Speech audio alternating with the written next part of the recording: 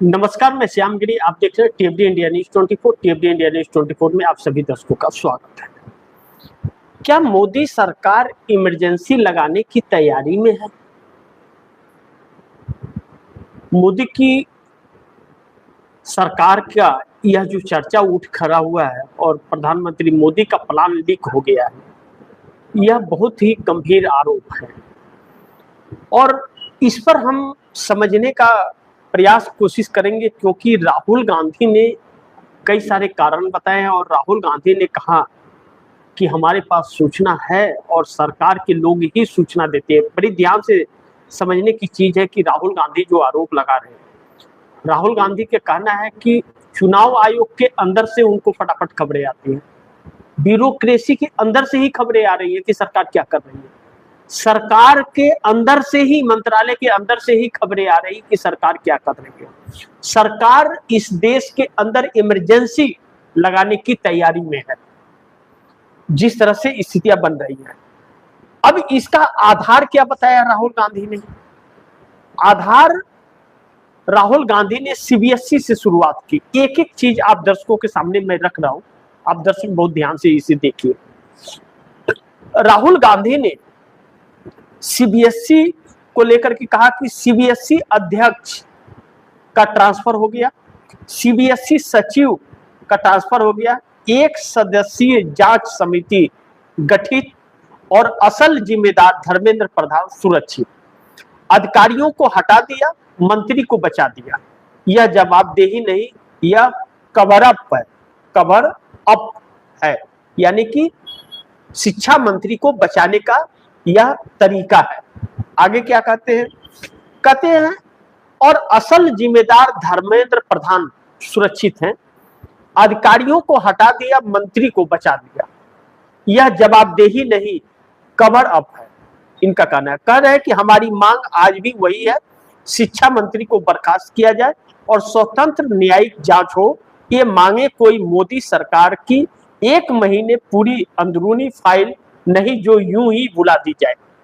यानी कि जो सीबीएसई के साथ में हुआ मंत्रालय की कमी से हुआ, मंत्रालय द्वारा। एक आंकड़ा आप दर्शकों को बताता हूं, आप दर्शक बहुत चौंक जाएंगे इस आंकड़े को देख करके।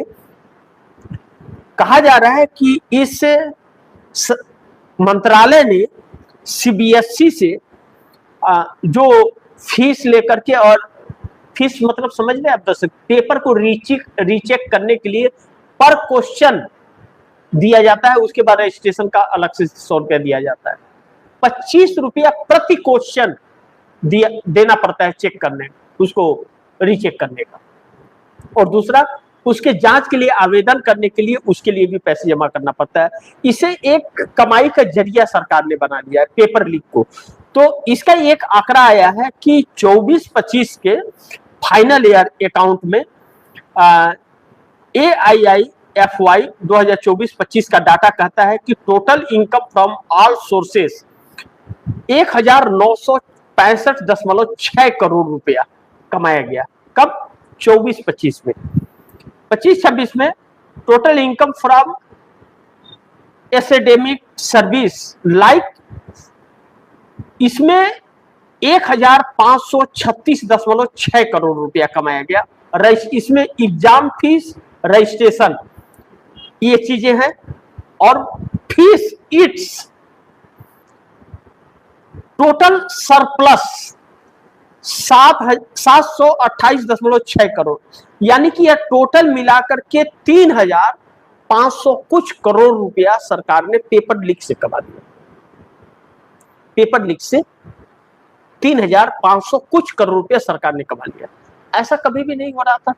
पेपर लीक पहले होता ही नहीं था, पहली बात कि पेपर लीक नहीं होता था। तो यह नरेंद्र मोदी के कार्यकाल में लगातार यह चीजें हो रही हैं, पेपर लीक का मामला लगातार चल रहा है और इस पर कंट्रोल नहीं किया जा रहा है। अधिकारी को आप सस्पेंड कर रहे हो, उस मंत्रालय को नहीं आप सस्पेंड कर रहे हो कि मंत्रालय से सब गड़बड़ है, अधिकारी से नहीं। अधिकारी को जो बोला जा रहा है वही कर रहा है वह। उस कंपनी को जिसे ठेका दिया जा रहा है, जिसको बच्चों ने एक्सपोज किया है, और वह तेलंगाना से ब्लैकलिस्ट हो गई थी कंपनी, नाम बदला और ठेका ले लिया।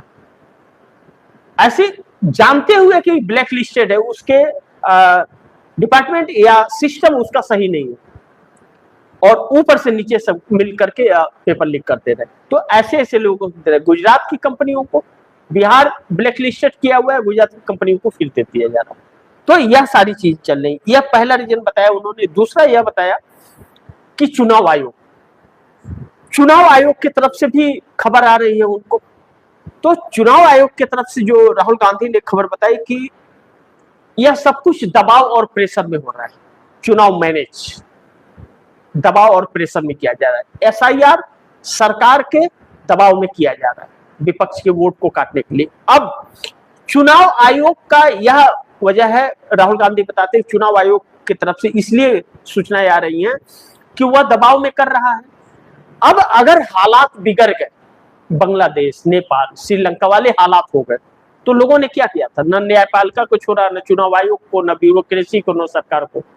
तो ऐसे में सूचनाएं मिल रही है कि यह सब डेमोक्रेसी जो लोकतंत्र है हमारे देश का, वह खत्म हो रहा है। चुनाव प्रणाली पर पूरी तरह से कब्जा हो गया है, न्यायपालिका पर पूरी तरह से कब्जा हो गया है, वह भी दबाव में हो रहा है। सरकार फैसले कर रही है कौन जज होगा कौन नहीं होगा। एक्सपीरियंस वाले को पीछे फेंक दो, वह लाइन से निकाल दो, नए लोगों को गुजरात से या कहीं से जो चाटुकार है उनको ला दो। इस तरह की चीजें चल रही है। चाटुकार अगर शब्द गलत है तो मैं उसको वापस शब्द को ले लेता हूं, मैं उसको गुलाम कह देता हूं, या सरकार का भरोसेमंद कह देता हूं, ऐसा कह देते हैं। सरकार अपने भरोसेमंद को ला रही है वहां पर, यह शब्द अच्छा है, सरकार के भरोसेमंद को ला रही है। और जो लोकतांत्रिक तौर पर जीते हैं, लोकतंत्र के तहत फैसले संविधान के तहत देते, उनको साइड कर देते, यानी कि उस पर भी कब्जा। अब दूसरी चीज, मीडिया पर पूरी तरह से कब्जा। मीडिया कुछ दिखाएगा नहीं कि देश में क्या हो रहा है, सरकार क्या बेच रही है, क्या बर्बाद कर दी, उस पर चर्चा नहीं करेगा। सरकार का मास्टर स्ट्रोक पर करेगा, यानी कि दलाली करेगा, जिसको गोदी मीडिया कहा जाता है। आम लोग कहते हैं गोदी मीडिया का है। अब उस पर भी पूरी तरह से कब्जा। सूचनाएं आप तक नहीं पहुंच पाएंगे, आप तक सही सूचना नहीं पहुंचेगी, गलत इंफॉर्मेशन आप तक दिया जाएगा। अब चौथा point, bureaucracy, ED, CBI, income tax, यह पूरी तरह से सरकार के कब्जे में आ चुका है। यह स्वतंत्र नहीं रहा कि अपने दम से, इसलिए विपक्ष के साथ इस्तेमाल किया जाता है अपनी बादशाहत को पूरी तरह से बरकरार रखने के लिए मोदी सरकार इसका इस्तेमाल करती है। जब चुनाव का वक्त आएगा, विपक्षी दल के पास में ईडी का छापा पड़ जाएगा, इनकम टैक्स का, सीबीआई का छापा पड़ जाएगा। चुनाव आचार संहिता के अंदर कोई नहीं जा सकता है, वहां पर पहले से ही शुरू रहेगा और उस वक्त तो काउंटिंग के दिन, वोटिंग के दिन तक शुरू रहेगा। अब यह सारी डरा धमका करके पार्टी को तोड़ देना, स्प्लिट कर देना, अपने भाजपा में शामिल कर लेना, यह सारी चीजें संविधान के खिलाफ चल रही। लेकिन न चुनाव आयोग बोलता है, न स्पीकर बोलता है, न राज्यपाल बोलता है और न प्रधानमंत्री बोलता है, बल्कि इसका इस्तेमाल करता है, यानी कि इस पर भी कब्जा हो गया। अब आते हैं मूल मुद्दों पर, जो राहुल गांधी, मैं वही चीजें कह रहा हूं जो राहुल गांधी ने अपने बयान में कहा, उन्हीं बातों को आप दर्शकों के सामने रख रहा हूं, अपने तरफ से कुछ भी नहीं रख रहा हूं। अब सरकार को लेकर के, अब पहलगाम हुआ, पहलगाम पर सरकार ने ऑपरेशन सिंदूर शुरू किया। ऑपरेशन सिंदूर शुरू किया तो मीडिया ने कहा कि कराची पर कब्जा हो गया, पीओके हम लेकर के आ रहे हैं। न कराची दिखा और न पीओके दिखा। योगी आदित्यनाथ कहे 6 महीने में पीओके आ जाएगा, राजनाथ सिंह कहे 6 महीने में आ गया। 6 महीने में ढुक गया क्या? कहां है? ढुक गया है तो निकालो भैया, उस पर बात ही नहीं करते। गौ माता पर बात करेंगे, हिंदू मुस्लिम पे बात करेंगे, लेकिन पाकिस्तान का नाम नहीं लेंगे। अब हिम्मत नहीं है, पहले पाकिस्तान करते, अब पाकिस्तान की हिम्मत नहीं है इनकी, क्योंकि इनसे अच्छी व्यवस्था में चला गया। बांग्लादेश जिसे हमने आजाद कराया था, वह हमसे अच्छी परिस्थिति में चला गया। नेपाल हमें कुछ समझता ही नहीं। अब जो नेपाल हमारे भरोसे था, वह नेपाल अब चाइना के भरोसे चला गया, भारत का साथ छोड़ करके। दूसरी चीज, विदेश नीति इनकी पूरी फेल रही, हर जगह पप्पी झप्पी वाली हिसाब किताब रही मोदी जी की। जहां भी जाए गले मिलो, झप्पी लो, पप्पी लो और जबरदस्ती गले लगो वाली कहानी रही। अब ऐसी में अमेरिका, जिसे हम जरूरत भर मित्रता रखते थे, उस हिसाब पर रखते थे, न काहू से दोस्ती न काहू से बैर वाले हिसाब किताब में हम अमेरिका से चलते थे। अमेरिका हमारा सामान जाता था, हमारे सामान का टैक्स 2.5 से 3% तक का था। अमेरिका का सामान आता था, हम उस पर 7% से लेकर के 75% तक का टैक्स लगाते थे। अब जो 7% से 75% तक का हम टैक्स लगा रहे थे, वह टैक्स हम जीरो कर दिए। क्या कर दिए? जीरो कर दिए। और अब हमारा जो सामान वहां 3% पर जाता था, उसे उसने 18% कर दिया, 18 से 18.5% किया और फिर 12.5% और टैक्स बढ़ा दिया। यानी कि 18% और 2 20 30% टैक्स। हमारा देश वहां सामान जाएगा तो 30%, यानी कि अमेरिका में भारतीय मार्केट महंगा हो गया।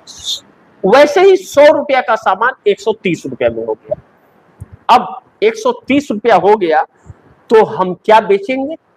क्या जाएगा? हमारे देश में जब उसका 0% टैक्स पे आ रहा है, तो हमारे देश में जो हमारी उपज होगी वह महंगी भी होगी और कम भी होगी।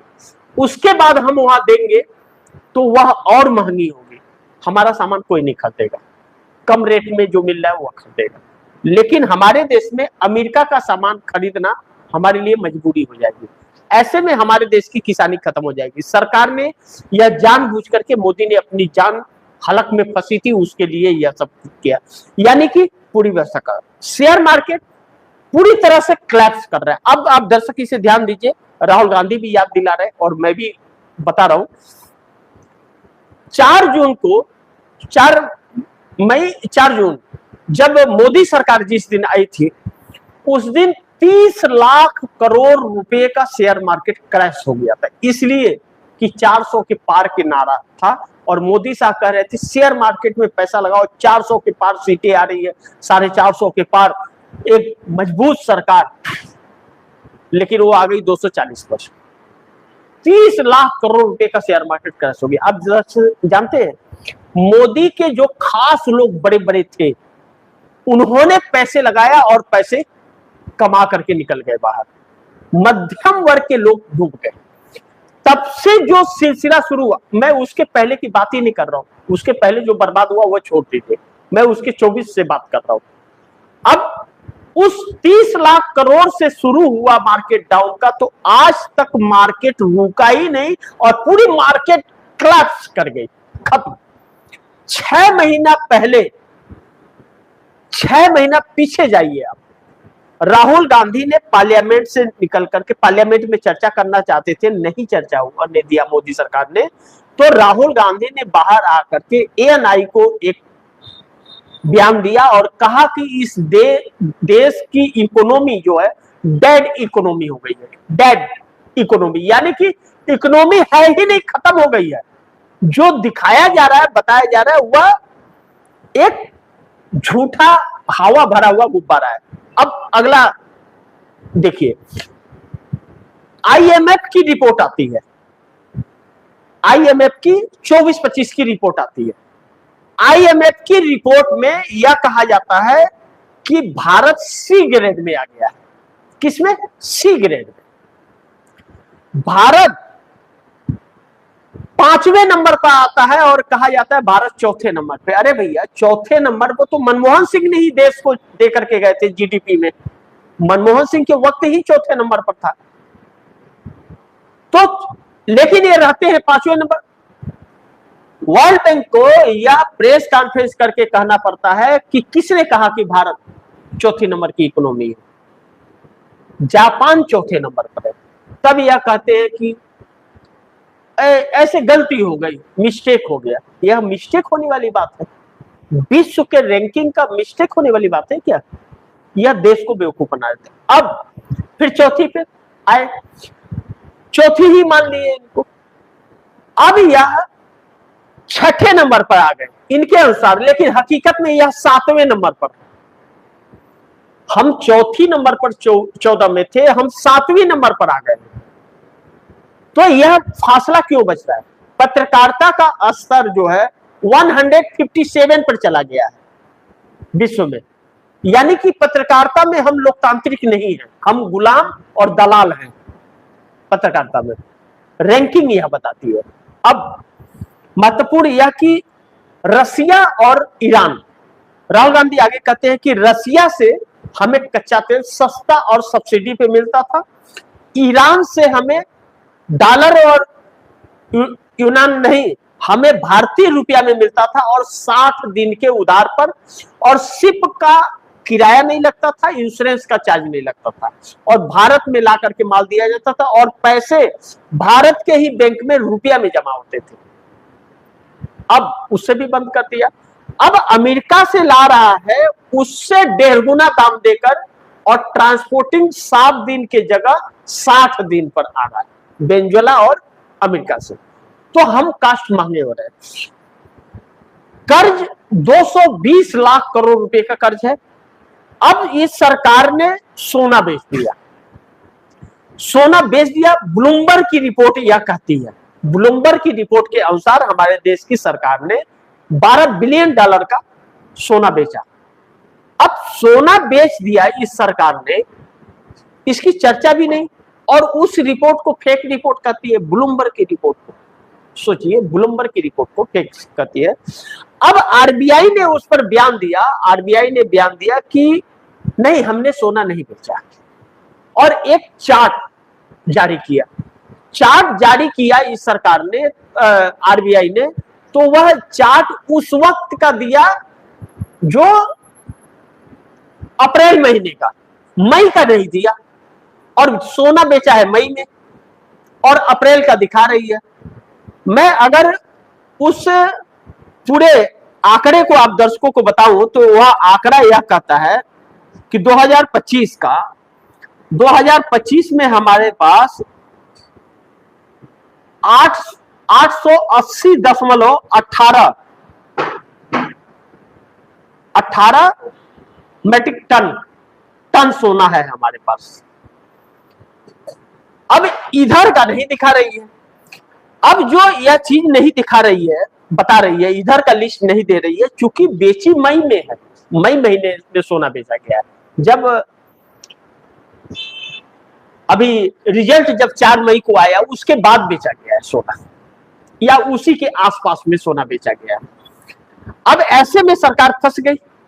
अब क्या करे, चोरी पकड़ी गई है। अब सरकार के खिलाफ, बड़े ध्यान से समझिए, सरकार के खिलाफ, चुनाव आयोग के खिलाफ, न्यायपालिका के खिलाफ, ब्यूरोक्रेसी के खिलाफ, सबके खिलाफ माहौल बन गया है। छात्र नीट पेपर लीक, सीबीएसई या बाकी के पेपर लीकों से परेशान, मजदूर मजदूरी से परेशान, महिला सुरक्षा से परेशान, शिक्षा और स्वास्थ्य नहीं, कंपनियां बंद हो रही हैं, विदेशी मुद्रा हमारे पास नहीं आ रहे, और हमारे देश से पैसे निकल करके बाहर जा रहे हैं, जिसे हम हर चीज में छूट देते हैं और देश लुटाते हैं। अडानी अंबानी अपने पैसे को अमेरिका में जाकर के कंपनी डाल करके वहां इन्वेस्टमेंट कर रहे हैं, यानी कि यहां से लूट रहे हैं और वहां कर रहे हैं। सरकार से यहां से फायदे उठा रहे हैं और वहां ले जाके इन्वेस्ट कर रहे हैं। हमारे देश में नहीं। तो हमारे देश में नौकरी जनरेट नहीं हो पा रही है।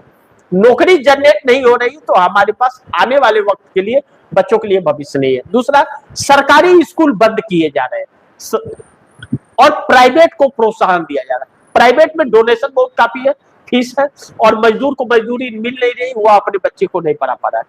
इस देश के अंदर 70% लोग बेरोजगार हो गए। 70% तकरीबन बेरोजगारी बढ़ गई है इस देश के अंदर। तो फिर पूरी क्लैश कर गई है। अब सरकार के पास जब आ नहीं रहा है और सोना बेच रही है, तो यानी कि अब नियंत्रण सरकार के हाथ से निकल गया है। सोना बेचने का यह अर्थ है।